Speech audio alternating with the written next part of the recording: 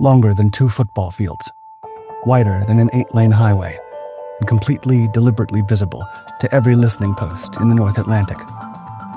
Aboard the American submarine, a sonar operator's hands tremble as he adjusts his headset. There it is again. But the contact moving beneath the Barents Sea should be impossibly big for a submarine. Whatever it is, stealth is the least of its concerns. Because when your enemy discovers you're carrying enough firepower to obliterate 200 American cities from a single launch, hiding becomes irrelevant.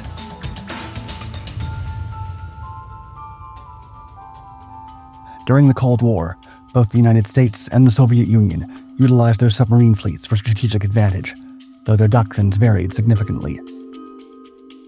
The U.S. embraced a proactive, global approach. Its nuclear-powered ballistic missile submarines, or boomers, were designed for widespread, deep-ocean patrols. This ensured an undetectable retaliatory second strike capability, the ability to launch a devastating nuclear response even after suffering a surprise attack, forming the bedrock of mutual assured destruction. U.S. attack submarines were paramount hunters of the deep. Their primary mission was anti-submarine warfare, tracking and neutralizing Soviet submarines worldwide. They also gathered intelligence and protected carrier battle groups. The Soviet Union, under Admiral Gorshkov's influence, pursued a more defensive yet potent submarine doctrine. Their SSBNs operated within heavily protected bastion areas near home waters like the Barents Sea. These zones were fortified with layers of naval defense, safeguarding their nuclear deterrent. Soviet attack and cruise missile submarines were largely geared toward anti-carrier warfare. They viewed U.S. aircraft carrier battle groups as the chief conventional threat. While also capable of interdicting NATO shipping, this was secondary to their focus on strategic defense and countering carrier-led power projection. In essence, the U.S. aimed for global reach and assured retaliation. The Soviets, conversely, focused on defending their strategic assets and neutralizing specific, high-value NATO threats. This fundamental divide would shape the monster that emerged from Soviet shipyards.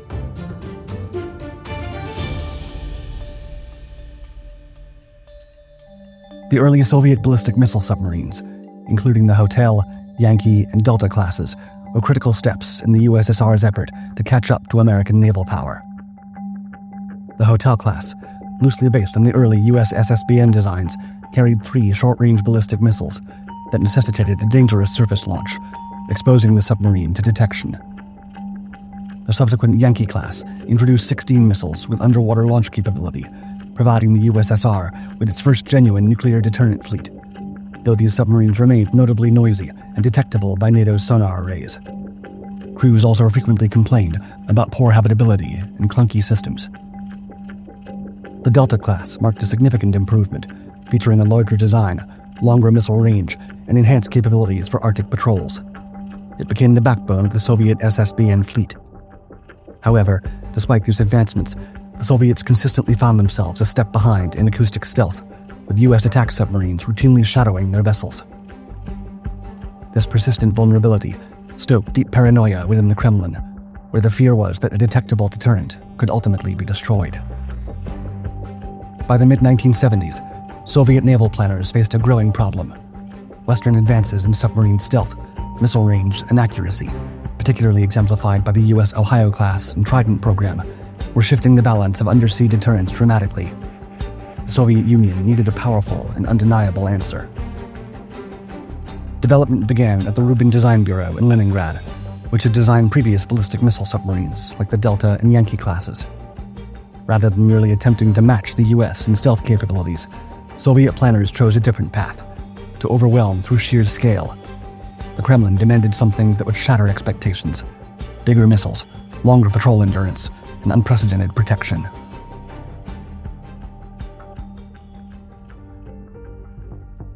The legend of the Typhoon class wasn't built on battles. It thrived on mystery. From the moment NATO analysts got wind of the Soviet Union's new giant boomer, intelligence circles lit up with speculation. Spy satellites caught blurry shots of a massive submarine under construction at the Submerged shipyard in the late 1970s, and what they saw alarmed them.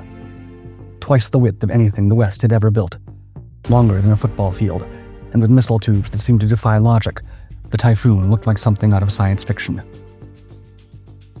NATO designated it the Typhoon class.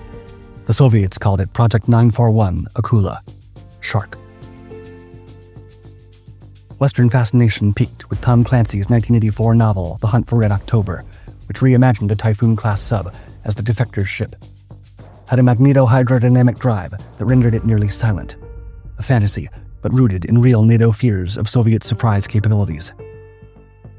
The film adaptation cemented the Typhoon's pop culture legacy. It became an icon of Cold War paranoia, a steel leviathan prowling the deep, ready to fire a salvo of world-ending missiles. The bulk, the firepower, the ice-crushing prow, those were real. The silent drive and defecting captains were not.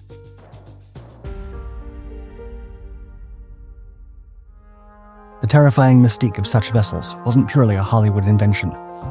Beneath the surface, real warships were indeed developing capabilities that would reshape global strategy. These warships operated as unseen hunters, diving by flooding massive ballast tanks with seawater, making the enormous vessel slowly sink until it slipped completely below the surface.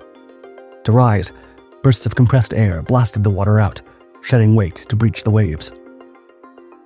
Their very skin was designed for invisibility, with sonar dampening tiles absorbing sound waves and internal machinery meticulously mounted on sound-isolated rafts to prevent vibrations from escaping. This art of silence was revolutionized by nuclear power. Unlike early diesel-electric boats, which were vulnerable and bound by air and fuel, nuclear propulsion allowed submarines like the 1954 USS Nautilus to remain submerged for weeks or months, transforming them into true deep-sea hunters.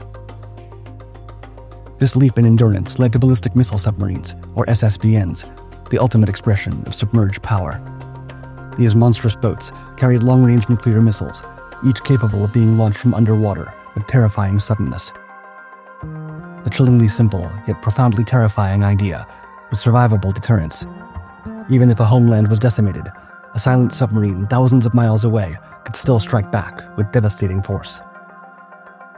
The Typhoons, alongside their American counterparts, became the most secure leg of the nuclear triad, a hidden sword of Damocles patrolling the oceans, ensuring mutual destruction. Yet engineering this floating fortress required innovations that pushed the boundaries of metallurgy and design.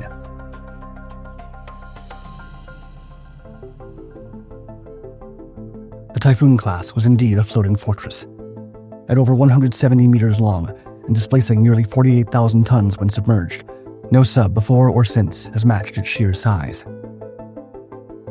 Unlike traditional Western subs with a single pressure hull, the Typhoon featured two full-size parallel hulls, reinforced and separated by a central missile compartment. Pressure hulls are the inner structures that hold the crew and critical systems, designed to withstand the crushing forces of deepwater operations. Most submarines use a single pressure hull, surrounded by a lighter outer casing, but the Typhoon's dual hull layout dramatically increased internal volume and survivability. The space between the twin hulls provided extra buoyancy and reinforced structural strength, giving the Typhoon class a level of toughness unmatched by NATO submarines. Inside that structure sat 20 massive RSM-52 submarine-launched ballistic missiles, each capable of carrying up to 10 nuclear warheads. The Typhoon wasn't all warheads and steel. It was designed for comfort, too. On board, 160 crew members could live for 120 days or more without surfacing. To keep morale high during long Arctic patrols, the subs came equipped with unheard-of luxuries, a swimming pool, a sauna, even a gym. It was, by Soviet standards, a palace under the sea. Still, all that size came with a trade-off. While the Americans perfected quiet propulsion and stealth technology, the Soviets went for survivability and shock. The Ohio-class boats carried 24 Trident missiles and were difficult to detect. The Typhoon carried fewer warheads, made more noise, and was much more expensive to build. The Typhoon's massive silhouette under the ice was both a deterrent and a declaration. The USSR could strike back, no matter what. But raw power required an equally impressive propulsion system.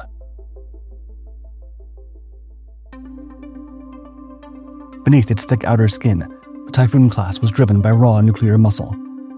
Each boat packed two OK-650 pressurized water reactors, each producing 190 megawatts of thermal power. In this system, the reactors heat water under high pressure, preventing it from boiling. This superheated water then flows through a heat exchanger, generating steam in a secondary loop. That steam drives twin steam turbines, which in turn spin massive shafts connected to the propellers, delivering a combined 50,000 horsepower. The Typhoon's twin nuclear reactors gave it the ability to stay submerged for up to 120 days, longer than most contemporary submarines, including the U.S. Ohio class, which typically average 90-day patrols. Powered entirely by onboard nuclear systems, it never needed to surface for air or fuel. At full power, the Typhoon could reach speeds of around 25 knots underwater, about 52 kilometers per hour, roughly as fast as a black martin, fast enough to shake a tail or shift positions before detection. Depth performance was equally formidable. While exact figures remain classified, Typhoons had a test depth around 400 meters, with a crush depth estimated well beyond that. Reinforced hull design gave them superior survivability in the event of near misses or catastrophic hull breaches, especially important if a sub needed to fight on after taking damage in a nuclear exchange. This involved using strong, thick, high-strength steel for the inner pressure hull, compartmentalized for safety. Double hull designs, like the Typhoon's, added an outer shell that absorbed impact and distributed damage, protecting the inner hull from immediate catastrophic breaches and offering critical buoyancy. To avoid being hunted down, Typhoons were coated in anechoic tiles, rubber-like external plates designed to absorb sonar pings and reduce the sub's acoustic signature. They also carried countermeasure systems, including decoy launchers to confuse incoming torpedoes. Still, the Typhoon was no ghost. Compared to American Ohio-class SSBNs, it was loud. Its massive size, power systems, and even internal machinery made it easier to detect via passive sonar. Western submariners often said they could hear a Typhoon long before they ever saw it. Compared to the Delta IVs, their own Soviet cousins, Typhoons were more advanced in layout, better armored, and built for longer independent patrols. They were floating bunkers, not just missile trucks. In a nuclear showdown, the Typhoon wasn't meant to sneak in a strike. It was meant to survive the end of the world and retaliate. This philosophy extended to its devastating arsenal.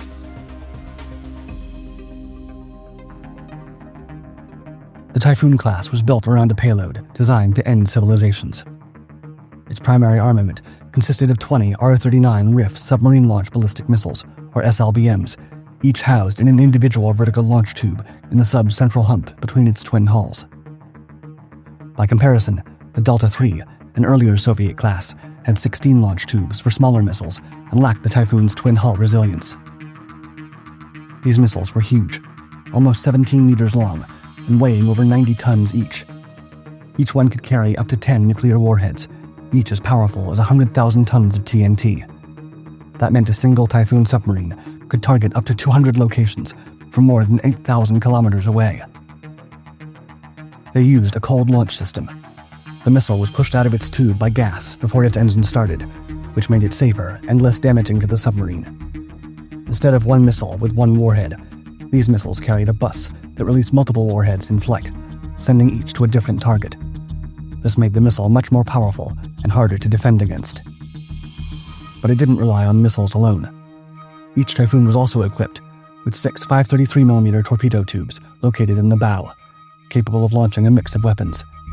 These included anti-submarine and anti-ship torpedoes, as well as decoy and defensive munitions. While the primary mission was nuclear deterrence, Typhoons had enough teeth to defend themselves if needed, or to take on enemy surface ships in a pinch. Compared to the U.S. Navy's Ohio-class subs, which carried 24 Trident II D5 missiles with better range and accuracy, the Typhoon was arguably less precise, but more survivable due to its size and rugged design. The Typhoon's arsenal wasn't just about firepower. It was a strategic message. Even if the USSR burned, it had the tools to take everyone else with it. These weapons would find their purpose in the planet's most unforgiving waters. The Typhoon-class submarines were built not just for intimidation. They had a specific mission profile: disappear under the ice and stay ready. With their reinforced sail and missile hatches, Typhoons could surface through thick Arctic ice, turning frozen oceans into launch platforms. That's where they were meant to live, beneath the polar cap, invisible to satellites, hard to hunt, even for the most advanced American attack subs. Their patrol zones were concentrated in what's known as the Bastion strategy, well-defended waters in the Barents Sea and under the Arctic ice, close to home and covered by land-based aircraft, surface ships, and other subs. These bastions were protected zones where Soviet SSBNs like the Typhoons could loiter in relative safety, waiting for the order they hoped would never come. Even so, the Typhoons weren't left alone. They were often shadowed by American submarines, especially the Los Angeles class and later the improved Seawolf class. These silent duels beneath the waves became one of the Cold War's most dangerous games. High-stakes cat and mouse, where detection could mean instant destruction. According to unclassified naval accounts, U.S. submarines regularly tracked Soviet missile subs during their patrols, gathering intelligence and preparing targeting solutions in case of war. Despite their size, Typhoons were rarely, if ever, deployed far from Soviet waters. Their sheer bulk, noise levels, and the Bastion doctrine kept them mostly close to home, being forward deployed near the U.S. coast, unlike some American SSBNs, which patrolled close to Soviet territory. Strategically, the Typhoons forced the U.S. to improve its anti-submarine warfare, or ASW, posture in the Arctic, and refine satellite and sonar detection methods. Though never used in combat, their presence was enough. In this role, they weren't so much warfighters as floating arsenals in strategic reserve, embodying true deterrent capability. But every Titan eventually faces its twilight. The Soviet Union's dissolution in 1991 left its military bloated and broke, and even giants like the Typhoon became liabilities. Only 6 were ever completed, and by the late 1990s, their fate was clear.